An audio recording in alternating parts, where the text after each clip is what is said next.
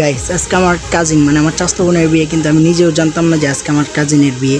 তো আমি সকালবেলা ঘুম থেকে উঠে প্রাইভেটে গিয়েছিলাম, প্রাইভেট থেকে এসে জানতে পারলাম যে আজকে নাকি আমার কাজিনের বিয়ে। ফার্স্টে তো আমার বিশ্বাসই হচ্ছিল না যে আমাদের বাড়িতে বিয়ে, আর আমি নিজেই জানি না।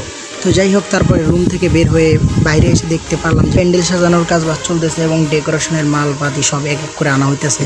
তো এগুলো দেখার পর আমি শিওর হইলাম যে হ্যাঁ, আসলেই বিয়ে হইতেছে। আমি এখানে ভিডিও করতেছিলাম। তো যাই হোক, তারপর আমাকে একজন ডাক দিয়ে আমাকে একটা কাজ ধরাই দিল। বাড়িতে যেহেতু বিয়ে, সেহেতু তো কাজ করতেই হবে। আমি যেহেতু মেয়ের ভাই হই, তাই সন্ধ্যাবেলায় আমাকে বর আনতে পাঠানো হইলো, মানে আর কি জামাইকে আনতে পাঠানো হইলো। তো আমরা যাওয়ার সময় দেখতে পারলাম যে রাস্তায় কারেন্টের কাজ চলতেছে, যার কারণে আমাদের গাড়িটাকে একটু স্লো করতে হইলো। তো আমি চাইছিলাম যে গাড়ির ভিতরে ভিডিও করব, কিন্তু আমার গাড়ির ভিতরে আমার সমবয়সী কেউ ছিল না আর কি, আমার সবাই মুরব্বী ছিল। তো সেই জন্য আর কি আমি গাড়ির ভিতরে ভিডিওটা করতে পারিনি। বিয়ের পরে খাওয়া দাওয়া সেরে জামাই বউকে ঘরে নিয়ে গিয়ে বসানো হলো। তো জামাই বউ যেহেতু এখানে বসছে, তাই সবাই তাদের ছবি টবি তুলতেছিল। তারপর আমিও তাদের সাথে একটু মজা করলাম। কোনে যেহেতু এখানে আমার বোন হয়, তাই বরের হাতে এবং কোনের হাতে এক করে দিয়ে বললাম, দেখো 10টা নয় 20টা নয়, একটা মাত্র আমার নাতি, দেখে শুনে রাখো। তারপর আমরা বাইরে এসে দেখতে পারলাম যে আঙ্গিনায় মানুষদের ভরে গেছে, সবাই এখানে বর দেখার জন্য আসছে।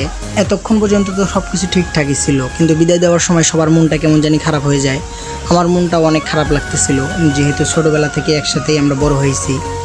তো যাই হোক, বিয়ে যেহেতু হয়েছে, এখন তো বিদায় দিতেই হবে। তো তারপর তাদেরকে গাড়িতে তুলে দেওয়া হয়, তারা দুজন একসাথে গাড়িতে উঠে বসে।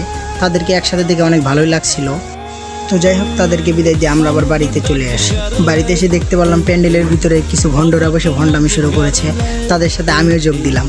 তো যাই হোক, আজকের ভিডিওটা এই পর্যন্তই। তো ভিডিওটা কেমন হয়েছে সবাই কমেন্টে বলে যাবেন, ভিডিওটা ভালো লাগলে একটা লাইক করে দিবেন।